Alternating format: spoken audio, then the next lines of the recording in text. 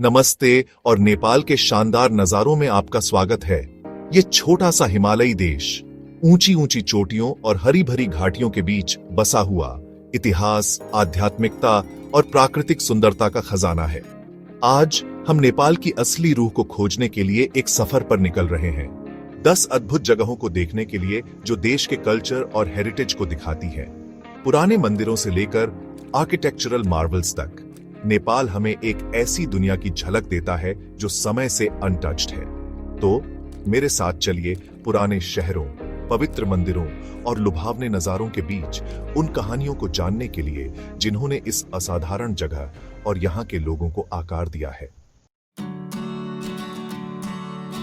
हमारा सफर शुरू होता है काठमांडू घाटी के बीचों बीच स्वयंभूनाथ के पवित्र स्थान पर, जिसे प्यार से मंकी टेम्पल भी कहते हैं। एक पहाड़ी की चोटी पर बसा ये पुराना बौद्ध स्तूप अपने चमकदार सफेद गुंबद और बुद्ध की देखती हुई आंखों के साथ 1500 सालों से भी ज्यादा समय से आस्था का प्रतीक रहा है। नटखट बंदर मंदिर परिसर में उछल कूद करते हैं, शांत वातावरण में थोड़ी सी प्लेफुल कैओस डालते हुए। रंग बिरंगे प्रेयर फ्लैग से सजा मुख्य स्तूप काठमांडू घाटी का एक पैनोरामिक व्यू देता है।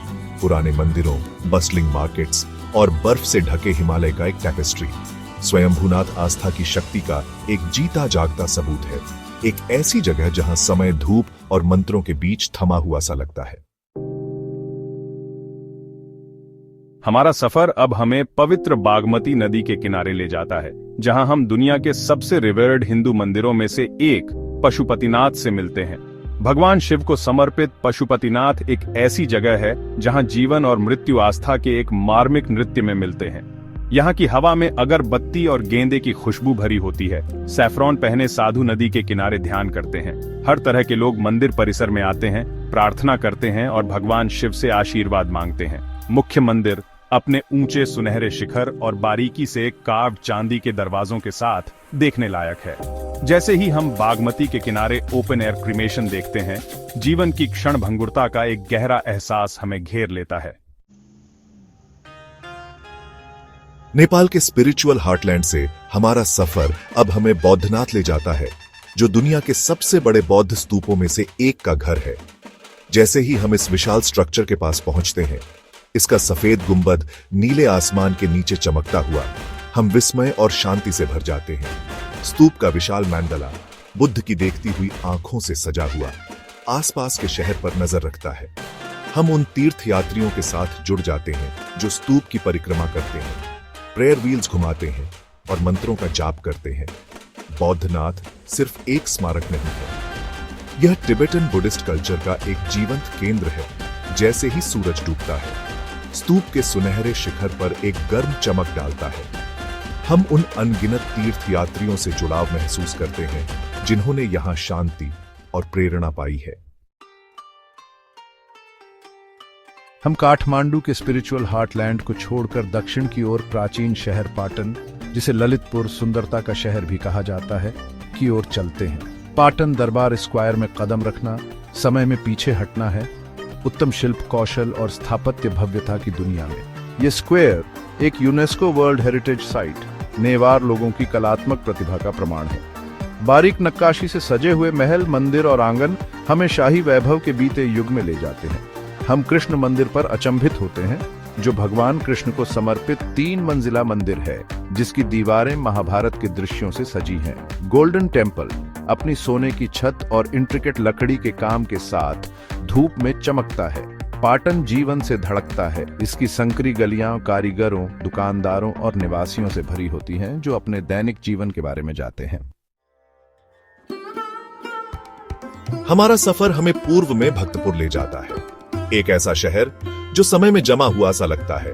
भक्तों के शहर के रूप में जाना जाने वाला भक्तपुर मध्य युगीन नेपाल का एक जीवंत संग्रहालय है। इसकी कॉबलस्टोन स्ट्रीट्स, लाल ईंट की इमारतें और प्राचीन मंदिर एक गौरवशाली अतीत की कहानियां फुसफुसाते हैं। जैसे ही हम भक्तपुर दरबार स्क्वायर में प्रवेश करते हैं, 55 खिड़की वाले महल की भव्य आकृति हमारा स्वागत करती है, जो नेवारी वास्तुकला की उत्कृष्ट कृति है।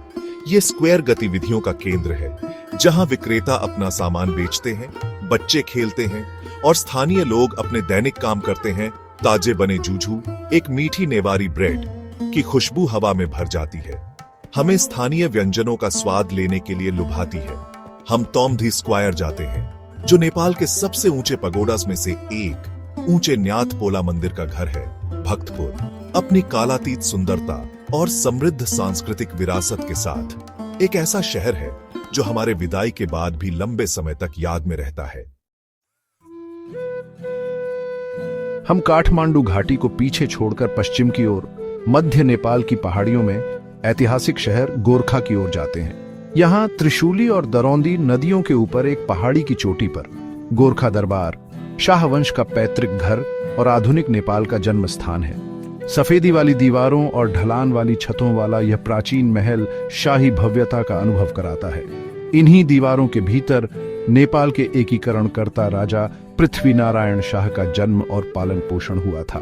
महल के अंदर हमें जटिल नक्काशी से सजे आंगन, विभिन्न देवताओं को समर्पित मंदिर और शाहवंश की कलाकृतियों को प्रदर्शित करने वाला एक संग्रहालय मिलता है।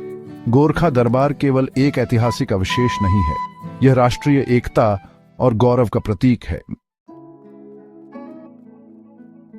हमारा सफर अब हमें हिमालय की ऊंचाइयों पर मुक्तिनाथ के पवित्र स्थल पर ले जाता है, जो हिंदुओं और बौद्धों दोनों के लिए तीर्थ स्थल है। 3710 मीटर की ऊंचाई पर मुस्तांग जिले में स्थित मुक्तिनाथ आस्था की शक्ति का प्रमाण है। मंदिर परिसर अपने प्राचीन पैगोडा स्टाइल मंदिरों, हवा में लहराते प्रेयर फ्लैग्स और प्रार्थनाओं की निरंतर गूंज के साथ शांति और सेरेनिटी का वातावरण प्रदान करता है। तीर्थयात्री उनके चेहरे भक्ति से भरे, प्रार्थना करने और आशीर्वाद लेने के लिए पतली हवा और चुनौतीपूर्ण इलाके का सामना करते हैं। हम 108 पानी के झरनों को देखते हैं। प्रत्येक गाय के सिर के आकार का बर्फीले ठंडे पानी को बाहर निकालता है, जिसे हिंदू और बौद्ध दोनों पवित्र मानते हैं। मुक्तिनाथ आस्था की एकीकरण शक्ति की एक शक्तिशाली याद दिलाता है, एक ऐसी जगह जहां विभिन्न धर्मों और संस्कृतियों के लोग आध्यात्मिक शांति पाने के लिए एक साथ आते हैं। मुक्तिनाथ की आध्यात्मिक ऊंचाइयों से हम सुरम्य शहर पोखरा की ओर उतरते हैं, जो हिमालय की अन्नपूर्णा श्रृंखला के बीच बसा प्राकृतिक सौंदर्य का स्वर्ग है। यहाँ परिदृश्य ऊंची चोटियों, शांत झीलों और हरी भरी घाटियों के लुभावने संगीत में बदल जाता है। हम फेवा झील के शांत पानी में सैर करते हैं। राजसी मछापुछरे या फिशटेल पर्वत का प्रतिबिंब इसकी सतह पर झिलमिलाता है। हम विश्व शांति स्तूप की ओर बढ़ते हैं, एक चमकदार सफेद स्तूप जो शहर के ऊपर एक पहाड़ी पर स्थित है। इसके सहूलियत बिंदु से हमें पोखरा घाटी, अन्नपूर्णा श्रृंखला और नीचे फैले शहर के मनोरम दृश्य दिखाई देते हैं। चाहे एडवेंचर की तलाश हो या ट्रैंक्विलिटी की, पोखरा नेपाल की प्राकृतिक सुंदरता के केंद्र में एक रिजुविनेटिंग एस्केप प्रदान करता है। हमारा सफर अब हमें बौद्ध धर्म के जन्म स्थान लुम्बिनी के पवित्र स्थल पर ले जाता है, जहां शांत बगीचों और प्राचीन खंडहरों के बीच हम ऐतिहासिक बुद्ध सिद्धार्थ गौतम के नक्शे कदम पर चलते हैं। हम लुम्बिनी गार्डन में प्रवेश करते हैं, एक यूनेस्को वर्ल्ड हेरिटेज साइट। इसका शांत वातावरण स्पष्ट है। दुनिया भर से तीर्थयात्री बगीचों में घूमते हैं, उनके कदम श्रद्धा से गूंजते हैं। बगीचे के केंद्र में माया देवी मंदिर है, जो उस स्थान को चिन्हित करता है जहां कहा जाता है कि रानी माया देवी ने सिद्धार्थ गौतम को जन्म दिया था। मंदिर के अंदर हमें जन्म के दृश्य को दर्शाती एक बलुआ पत्थर की रिलीफ मिलती है, जो दुनिया के सबसे प्रभावशाली आध्यात्मिक व्यक्तियों में से एक की विनम्र शुरुआत की याद दिलाती है। जैसे ही हम लुम्बिनी छोड़ते हैं, हम अपने साथ शांति और प्रेरणा की भावना लेकर जाते हैं। हमारी आत्माएं इस पवित्र भूमि से निकलने वाले गहन ज्ञान और करुणा से स्पर्शित होती हैं। हमारी यात्रा काठमांडू में समाप्त होती है, जहां हम नए सिरे से बने धरहरा टावर के सामने खड़े हैं, जो नेपाल की अदम्य भावना का प्रतीक है। कभी शहर के मनोरम दृश्य पेश करने वाला 9 मंजिला टावर 2015 के विनाशकारी भूकंप के दौरान धरहरा दुखद रूप से मलबे में तब्दील हो गया था। आज टावर एक बार फिर ऊंचा खड़ा है, ईंट दर ईंट फिर से बनाया गया, नेपाली लोगों के लचीलेपन का प्रमाण। धरहरा की छोटी से काठमांडू घाटी का एक लुभावना पैनोरामा हमारा स्वागत करता है। शहर का दृश्य हमारे सामने फैला हुआ है, प्राचीन मंदिरों, बस्टलिंग मार्केट्स और आधुनिक इमारतों का एक टैपेस्ट्री। धरहरा का पुनर्निर्माण आशा का एक शक्तिशाली प्रतीक है, नेपाली लोगों की अडिग भावना का प्रमाण। धरहरा एक बार फिर ऊंचा खड़ा है, आशा की किरण, एक याद दिलाता है कि त्रासदी के बावजूद मानव भावना किसी भी बाधा को पार कर सकती है। जैसे ही नेपाल के माध्यम से हमारी यात्रा समाप्त होती है, हम विस्मय और प्रेरणा की गहरी भावना के साथ रह जाते हैं। प्राचीन मंदिरों से लेकर लुभावने परिदृश्यों तक नेपाल ने खुद को जीवंत संस्कृति, गहरी आध्यात्मिकता और अटूट लचीलेपन की भूमि के रूप में प्रकट किया है। इस अविस्मरणीय यात्रा में हमारे साथ जुड़ने के लिए धन्यवाद। अगली बार तक खोज करते रहें।